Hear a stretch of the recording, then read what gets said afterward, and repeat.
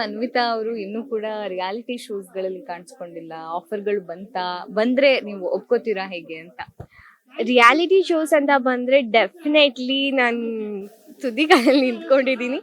But ಇಷ್ಟು ದಿನ ಯಾಕೆ ಹೋಗಿಲ್ಲ ಅನ್ನೋದಕ್ಕೆ ಕಾರಣ ಏನಂದ್ರೆ, ಒಂದು ಹೌದು ಲೈಕ್ ಒಂದು ನನ್ನ ಆಸ್ ಐ ಸೆಡ್ ನನ್ನ ಡ್ಯಾಡಿ ಬಂದ್ಬಿಟ್ಟು ಒಂದು ಗವರ್ಮೆಂಟ್ ಎಂಪ್ಲಾಯ್, ನನ್ನ ಅಣ್ಣ ಬಂದ್ಬಿಟ್ಟು ಇಂಜಿನಿಯರ್, ಅದಕ್ಕೆ ಬಂದು ಡೇಟಾ ಅನಲಿಸ್ಟ್.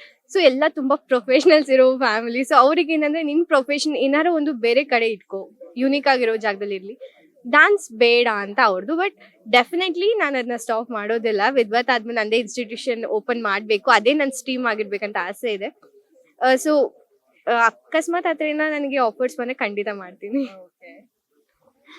ಯಾವ ಮೂಮೆಂಟ್ ಅಲ್ಲಿ ನಟನೆಯನ್ನ ಕಂಟಿನ್ಯೂ ಮಾಡಬೇಕು ಅಂತ ಅನ್ಸಿದ್ದು ಅಂತ?